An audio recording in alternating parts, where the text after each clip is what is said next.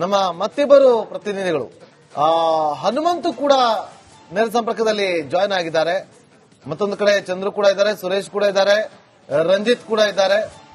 ರಂಜಿತ್ ಮಾತಾಡ್ತೀನಿ ನಿಮ್ಮನ್ನ ಮತ್ತೆ.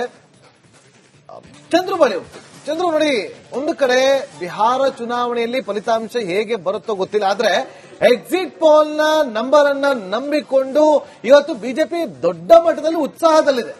ರಾಜ್ಯ ಬಿಜೆಪಿ ಪಾಳದಲ್ಲಿ ಏನ್ ಚರ್ಚೆ ಆಗ್ತಾ ಇದೆ ಕ್ವಿಕ್ ಆಗಿ ಹೇಳೋದಾದ್ರೆ ಚಂದ್ರು?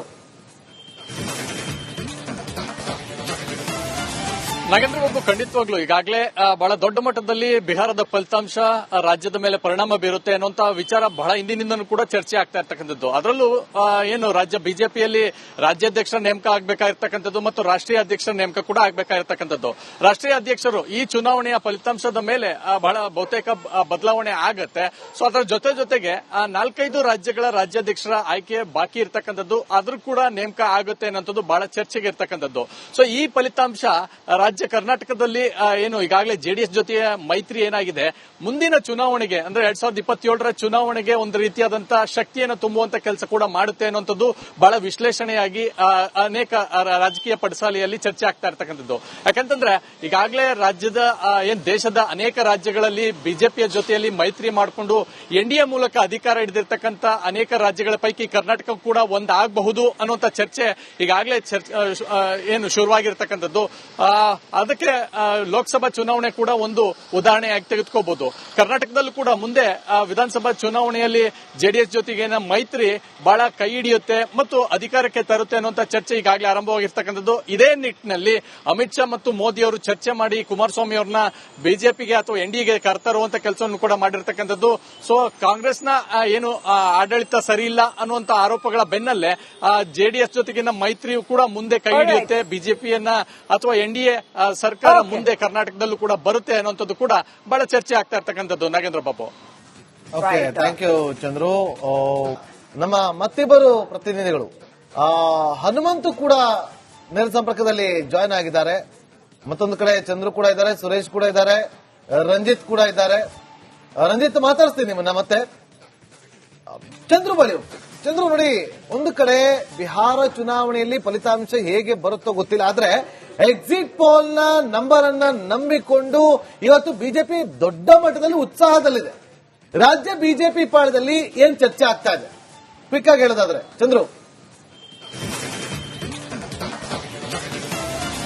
ನಾಗೇಂದ್ರ ಬಾಬು, ಖಂಡಿತವಾಗ್ಲು ಈಗಾಗಲೇ ಬಹಳ ದೊಡ್ಡ ಮಟ್ಟದಲ್ಲಿ ಬಿಹಾರದ ಫಲಿತಾಂಶ ರಾಜ್ಯದ ಮೇಲೆ ಪರಿಣಾಮ ಬೀರುತ್ತೆ ಅನ್ನುವಂತ ವಿಚಾರ ಬಹಳ ಹಿಂದಿನಿಂದನೂ ಕೂಡ ಚರ್ಚೆ ಆಗ್ತಾ ಇರ್ತಕ್ಕಂಥದ್ದು. ಅದರಲ್ಲೂ ಏನು ರಾಜ್ಯ ಬಿಜೆಪಿಯಲ್ಲಿ ರಾಜ್ಯಾಧ್ಯಕ್ಷರ ನೇಮಕ ಆಗಬೇಕಾಗಿರ್ತಕ್ಕಂಥದ್ದು ಮತ್ತು ರಾಷ್ಟ್ರೀಯ ಅಧ್ಯಕ್ಷರ ನೇಮಕ ಕೂಡ ಆಗಬೇಕಾಗಿರ್ತಕ್ಕಂಥದ್ದು.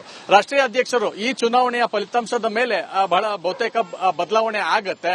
ಸೊ ಅದರ ಜೊತೆಗೆ 4-5 ರಾಜ್ಯಗಳ ರಾಜ್ಯಾಧ್ಯಕ್ಷರ ಆಯ್ಕೆ ಬಾಕಿ ಇರ್ತಕ್ಕಂಥದ್ದು, ಆದ್ರೂ ಕೂಡ ನೇಮಕ ಆಗುತ್ತೆ ಅನ್ನೋಂಥದ್ದು ಬಹಳ ಚರ್ಚೆಗೆ ಇರ್ತಕ್ಕಂಥದ್ದು. ಸೊ ಈ ಫಲಿತಾಂಶ ರಾಜ್ಯ ಕರ್ನಾಟಕದಲ್ಲಿ ಏನು ಈಗಾಗಲೇ ಜೆಡಿಎಸ್ ಜೊತೆಯ ಮೈತ್ರಿ ಏನಾಗಿದೆ, ಮುಂದಿನ ಚುನಾವಣೆಗೆ ಅಂದ್ರೆ 2027ರ ಚುನಾವಣೆಗೆ ಒಂದು ರೀತಿಯಾದಂತಹ ಶಕ್ತಿಯನ್ನು ತುಂಬುವಂತ ಕೆಲಸ ಕೂಡ ಮಾಡುತ್ತೆ ಅನ್ನುವಂಥದ್ದು ಬಹಳ ವಿಶ್ಲೇಷಣೆಯಾಗಿ ಅನೇಕ ರಾಜಕೀಯ ಪಡಸಾಲೆಯಲ್ಲಿ ಚರ್ಚೆ ಆಗ್ತಾ ಇರ್ತಕ್ಕಂಥದ್ದು. ಯಾಕಂತಂದ್ರೆ ಈಗಾಗಲೇ ರಾಜ್ಯದ ದೇಶದ ಅನೇಕ ರಾಜ್ಯಗಳಲ್ಲಿ ಬಿಜೆಪಿಯ ಜೊತೆಯಲ್ಲಿ ಮೈತ್ರಿ ಮಾಡಿಕೊಂಡು ಎನ್ಡಿಎ ಮೂಲಕ ಅಧಿಕಾರ ಹಿಡಿದಿರ್ತಕ್ಕಂಥ ಅನೇಕ ರಾಜ್ಯಗಳ ಪೈಕಿ ಕರ್ನಾಟಕ ಕೂಡ ಒಂದಾಗಬಹುದು ಅನ್ನುವಂತ ಚರ್ಚೆ ಈಗಾಗಲೇ ಏನು ಶುರುವಾಗಿರ್ತಕ್ಕಂಥದ್ದು. ಅದಕ್ಕೆ ಲೋಕಸಭಾ ಚುನಾವಣೆ ಕೂಡ ಒಂದು ಉದಾಹರಣೆಯಾಗಿ ತೆಗೆದುಕೋಬಹುದು. ಕರ್ನಾಟಕದಲ್ಲೂ ಕೂಡ ಮುಂದೆ ವಿಧಾನಸಭಾ ಚುನಾವಣೆಯಲ್ಲಿ ಜೆಡಿಎಸ್ ಜೊತೆಗಿನ ಮೈತ್ರಿ ಬಹಳ ಕೈ ಹಿಡಿಯುತ್ತೆ ಮತ್ತು ಅಧಿಕಾರಕ್ಕೆ ತರುತ್ತೆ ಅನ್ನುವಂತ ಚರ್ಚೆ ಈಗಾಗಲೇ ಆರಂಭವಾಗಿರ್ತಕ್ಕಂಥದ್ದು. ಇದೇ ನಿಟ್ಟಿನಲ್ಲಿ ಅಮಿತ್ ಶಾ ಮತ್ತು ಮೋದಿ ಅವರು ಚರ್ಚೆ ಮಾಡಿ ಕುಮಾರಸ್ವಾಮಿ ಅವರನ್ನ ಬಿಜೆಪಿಗೆ ಅಥವಾ ಎನ್ಡಿಎಗೆ ಕರೆತರುವಂತ ಕೆಲಸವನ್ನು ಕೂಡ ಮಾಡಿರ್ತಕ್ಕಂಥದ್ದು. ಸೊ ಕಾಂಗ್ರೆಸ್ನ ಏನು ಆಡಳಿತ ಸರಿ ಇಲ್ಲ ಅನ್ನುವಂತ ಆರೋಪಗಳ ಬೆನ್ನಲ್ಲೇ ಜೆಡಿಎಸ್ ಜೊತೆಗಿನ ಮೈತ್ರಿಯು ಕೂಡ ಮುಂದೆ ಕೈ ಹಿಡಿಯುತ್ತೆ, ಬಿಜೆಪಿಯನ್ನ ಅಥವಾ ಎನ್ಡಿಎ ಸರ್ಕಾರ ಮುಂದೆ ಕರ್ನಾಟಕದಲ್ಲೂ ಕೂಡ ಬರುತ್ತೆ ಅನ್ನುವಂಥದ್ದು ಕೂಡ ಬಹಳ ಚರ್ಚೆ ಆಗ್ತಾ ಇರ್ತಕ್ಕಂಥದ್ದು. Nagendra Babu, okay, thank you Chandru. ನಮ್ಮ ಮತ್ತಿಬ್ಬರು ಪ್ರತಿನಿಧಿಗಳು ಹನುಮಂತು ಕೂಡ ನೇರ ಸಂಪರ್ಕದಲ್ಲಿ ಜಾಯ್ನ್ ಆಗಿದ್ದಾರೆ. ಮತ್ತೊಂದು ಕಡೆ ಚಂದ್ರು ಕೂಡ ಇದ್ದಾರೆ, ಸುರೇಶ್ ಕೂಡ ಇದ್ದಾರೆ, ರಂಜಿತ್ ಕೂಡ ಇದ್ದಾರೆ. ರಂಜಿತ್ ಮಾತಾಡ್ತೀನಿ ನಿಮ್ಮನ್ನ ಮತ್ತೆ. ಚಂದ್ರು ಬಳಿ ಚಂದ್ರು ನೋಡಿ, ಒಂದು ಕಡೆ ಬಿಹಾರ ಚುನಾವಣೆಯಲ್ಲಿ ಫಲಿತಾಂಶ ಹೇಗೆ ಬರುತ್ತೋ ಗೊತ್ತಿಲ್ಲ, ಆದ್ರೆ ಎಕ್ಸಿಟ್ ಪೋಲ್ ನ ನಂಬರ್ ಅನ್ನ ನಂಬಿಕೊಂಡು ಇವತ್ತು ಬಿಜೆಪಿ ದೊಡ್ಡ ಮಟ್ಟದಲ್ಲಿ ಉತ್ಸಾಹದಲ್ಲಿದೆ. ರಾಜ್ಯ ಬಿಜೆಪಿ ಪಾಳದಲ್ಲಿ ಏನ್ ಚರ್ಚೆ ಆಗ್ತಾ ಇದೆ ಕ್ವಿಕ್ ಆಗಿ ಹೇಳೋದಾದ್ರೆ ಚಂದ್ರು? ನಾಗೇಂದ್ರ ಬಾಬು, ಖಂಡಿತವಾಗ್ಲು ಈಗಾಗಲೇ ಬಹಳ ದೊಡ್ಡ ಮಟ್ಟದಲ್ಲಿ ಬಿಹಾರದ ಫಲಿತಾಂಶ ರಾಜ್ಯದ ಮೇಲೆ ಪರಿಣಾಮ ಬೀರುತ್ತೆ ಅನ್ನುವಂತ ವಿಚಾರ ಬಹಳ ಹಿಂದಿನಿಂದನೂ ಕೂಡ ಚರ್ಚೆ ಆಗ್ತಾ ಇರ್ತಕ್ಕಂಥದ್ದು. ಅದರಲ್ಲೂ ಏನು ರಾಜ್ಯ ಬಿಜೆಪಿಯಲ್ಲಿ ರಾಜ್ಯಾಧ್ಯಕ್ಷರ ನೇಮಕ ಆಗಬೇಕಾಗಿರ್ತಕ್ಕಂಥದ್ದು ಮತ್ತು ರಾಷ್ಟ್ರೀಯ ಅಧ್ಯಕ್ಷರ ನೇಮಕ ಕೂಡ ಆಗಬೇಕಾಗಿರ್ತಕ್ಕಂಥದ್ದು. ರಾಷ್ಟ್ರೀಯ ಅಧ್ಯಕ್ಷರು ಈ ಚುನಾವಣೆಯ ಫಲಿತಾಂಶದ ಮೇಲೆ ಬಹಳ ಬಹುತೇಕ ಬದಲಾವಣೆ ಆಗತ್ತೆ. ಸೊ ಅದರ ಜೊತೆಗೆ 4-5 ರಾಜ್ಯಗಳ ರಾಜ್ಯಾಧ್ಯಕ್ಷರ ಆಯ್ಕೆ ಬಾಕಿ ಇರ್ತಕ್ಕಂಥದ್ದು, ಆದ್ರೂ ಕೂಡ ನೇಮಕ ಆಗುತ್ತೆ ಅನ್ನೋದು ಬಹಳ ಚರ್ಚೆಗೆ ಇರ್ತಕ್ಕಂಥದ್ದು. ಸೊ ಈ ಫಲಿತಾಂಶ ರಾಜ್ಯ ಕರ್ನಾಟಕದಲ್ಲಿ ಏನು ಈಗಾಗಲೇ ಜೆಡಿಎಸ್ ಜೊತೆ ಮೈತ್ರಿ ಏನಾಗಿದೆ, ಮುಂದಿನ ಚುನಾವಣೆಗೆ ಅಂದ್ರೆ 2027ರ ಚುನಾವಣೆಗೆ ಒಂದು ರೀತಿಯಾದಂತಹ ಶಕ್ತಿಯನ್ನು ತುಂಬುವಂತ ಕೆಲಸ ಕೂಡ ಮಾಡುತ್ತೆ ಅನ್ನುವಂಥದ್ದು ಬಹಳ ವಿಶ್ಲೇಷಣೆಯಾಗಿ ಅನೇಕ ರಾಜಕೀಯ ಪಡಸಾಲೆಯಲ್ಲಿ ಚರ್ಚೆ ಆಗ್ತಾ ಇರ್ತಕ್ಕಂಥದ್ದು. ಯಾಕಂತಂದ್ರೆ ಈಗಾಗಲೇ ರಾಜ್ಯದ ದೇಶದ ಅನೇಕ ರಾಜ್ಯಗಳಲ್ಲಿ ಬಿಜೆಪಿಯ ಜೊತೆಯಲ್ಲಿ ಮೈತ್ರಿ ಮಾಡಿಕೊಂಡು ಎನ್ಡಿಎ ಮೂಲಕ ಅಧಿಕಾರ ಹಿಡಿದಿರ್ತಕ್ಕಂಥ ಅನೇಕ ರಾಜ್ಯಗಳ ಪೈಕಿ ಕರ್ನಾಟಕ ಕೂಡ ಒಂದಾಗಬಹುದು ಅನ್ನುವಂಥ ಚರ್ಚೆ ಈಗಾಗಲೇ ಏನು ಶುರುವಾಗಿರ್ತಕ್ಕಂಥದ್ದು. ಅದಕ್ಕೆ ಲೋಕಸಭಾ ಚುನಾವಣೆ ಕೂಡ ಒಂದು ಉದಾಹರಣೆಯಾಗಿ ತೆಗೆದುಕೋಬಹುದು. ಕರ್ನಾಟಕದಲ್ಲೂ ಕೂಡ ಮುಂದೆ ವಿಧಾನಸಭಾ ಚುನಾವಣೆಯಲ್ಲಿ ಜೆಡಿಎಸ್ ಜೊತೆಗೆ ಮೈತ್ರಿ ಬಹಳ ಕೈ ಹಿಡಿಯುತ್ತೆ ಮತ್ತು ಅಧಿಕಾರಕ್ಕೆ ತರುತ್ತೆ ಅನ್ನುವಂಥ ಚರ್ಚೆ ಈಗಾಗಲೇ ಆರಂಭವಾಗಿರ್ತಕ್ಕಂಥದ್ದು. ಇದೇ ನಿಟ್ಟಿನಲ್ಲಿ ಅಮಿತ್ ಶಾ ಮತ್ತು ಮೋದಿ ಅವರು ಚರ್ಚೆ ಮಾಡಿ ಕುಮಾರಸ್ವಾಮಿ ಅವರನ್ನ ಬಿಜೆಪಿಗೆ ಅಥವಾ ಎನ್ಡಿಎಗೆ ಕರೆತರುವಂತ ಕೆಲಸವನ್ನು ಕೂಡ ಮಾಡಿರ್ತಕ್ಕಂಥದ್ದು. ಸೊ ಕಾಂಗ್ರೆಸ್ನ ಏನು ಆಡಳಿತ ಸರಿ ಇಲ್ಲ ಅನ್ನುವಂತ ಆರೋಪಗಳ ಬೆನ್ನಲ್ಲೇ ಜೆಡಿಎಸ್ ಜೊತೆಗಿನ ಮೈತ್ರಿಯು ಕೂಡ ಮುಂದೆ ಕೈ ಹಿಡಿಯುತ್ತೆ, ಬಿಜೆಪಿಯನ್ನ ಅಥವಾ ಎನ್ಡಿಎ ಸರ್ಕಾರ ಮುಂದೆ ಕರ್ನಾಟಕದಲ್ಲೂ ಕೂಡ ಬರುತ್ತೆ ಅನ್ನುವಂಥದ್ದು ಕೂಡ ಬಹಳ ಚರ್ಚೆ ಆಗ್ತಾ ಇರ್ತಕ್ಕಂಥದ್ದು. Nagendra Babu, okay, thank you Chandru. ನಮ್ಮ ಮತ್ತಿಬ್ಬರು ಪ್ರತಿನಿಧಿಗಳು ಹನುಮಂತು ಕೂಡ ನೇರ ಸಂಪರ್ಕದಲ್ಲಿ ಜಾಯ್ನ್ ಆಗಿದ್ದಾರೆ. ಮತ್ತೊಂದು ಕಡೆ ಚಂದ್ರು ಕೂಡ ಇದ್ದಾರೆ, ಸುರೇಶ್ ಕೂಡ ಇದ್ದಾರೆ, ರಂಜಿತ್ ಕೂಡ ಇದ್ದಾರೆ. ರಂಜಿತ್, ಮಾತಾಡ್ತೀನಿ ನಿಮ್ಮನ್ನ ಮತ್ತೆ.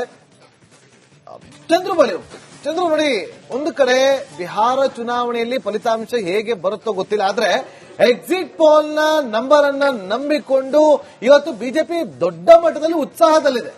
ರಾಜ್ಯ ಬಿಜೆಪಿ ಪಾಳದಲ್ಲಿ ಏನ್ ಚರ್ಚೆ ಆಗ್ತಾ ಇದೆ, ಕ್ವಿಕ್ ಆಗಿ ಹೇಳೋದಾದ್ರೆ ಚಂದ್ರು?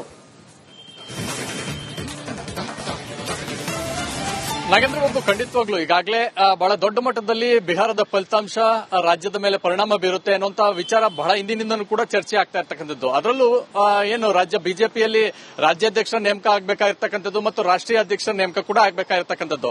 ರಾಷ್ಟ್ರೀಯ ಅಧ್ಯಕ್ಷರು ಈ ಚುನಾವಣೆಯ ಫಲಿತಾಂಶದ ಮೇಲೆ ಬಹಳ ಬಹುತೇಕ ಬದಲಾವಣೆ ಆಗತ್ತೆ.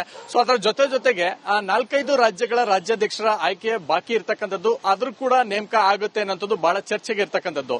ಸೊ ಈ ಫಲಿತಾಂಶ ರಾಜ್ಯ ಕರ್ನಾಟಕದಲ್ಲಿ ಏನು ಈಗಾಗಲೇ ಜೆಡಿಎಸ್ ಜೊತೆ ಮೈತ್ರಿ ಏನಾಗಿದೆ, ಮುಂದಿನ ಚುನಾವಣೆಗೆ ಅಂದ್ರೆ 2027ರ ಚುನಾವಣೆಗೆ ಒಂದು ರೀತಿಯಾದಂತಹ ಶಕ್ತಿಯನ್ನು ತುಂಬುವಂತ ಕೆಲಸ ಕೂಡ ಮಾಡುತ್ತೆ ಅನ್ನುವಂಥದ್ದು ಬಹಳ ವಿಶ್ಲೇಷಣೆಯಾಗಿ ಅನೇಕ ರಾಜಕೀಯ ಪಡಸಾಲೆಯಲ್ಲಿ ಚರ್ಚೆ ಆಗ್ತಾ ಇರ್ತಕ್ಕಂಥದ್ದು.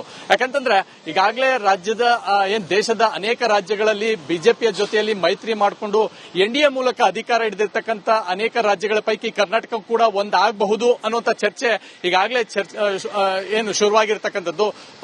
ಅದಕ್ಕೆ ಲೋಕಸಭಾ ಚುನಾವಣೆ ಕೂಡ ಒಂದು ಉದಾಹರಣೆಯಾಗಿ ತೆಗೆದುಕೋಬಹುದು. ಕರ್ನಾಟಕದಲ್ಲೂ ಕೂಡ ಮುಂದೆ ವಿಧಾನಸಭಾ ಚುನಾವಣೆಯಲ್ಲಿ ಜೆಡಿಎಸ್ ಜೊತೆಗೆ ಮೈತ್ರಿ ಬಹಳ ಕೈ ಹಿಡಿಯುತ್ತೆ ಮತ್ತು ಅಧಿಕಾರಕ್ಕೆ ತರುತ್ತೆ ಅನ್ನುವಂಥ ಚರ್ಚೆ ಈಗಾಗಲೇ ಆರಂಭವಾಗಿರ್ತಕ್ಕಂಥದ್ದು. ಇದೇ ನಿಟ್ಟಿನಲ್ಲಿ ಅಮಿತ್ ಶಾ ಮತ್ತು ಮೋದಿ ಅವರು ಚರ್ಚೆ ಮಾಡಿ ಕುಮಾರಸ್ವಾಮಿ ಅವರನ್ನ ಬಿಜೆಪಿಗೆ ಅಥವಾ ಎನ್ಡಿಎಗೆ ಕರೆತರುವಂತ ಕೆಲಸವನ್ನು ಕೂಡ ಮಾಡಿರ್ತಕ್ಕಂಥದ್ದು.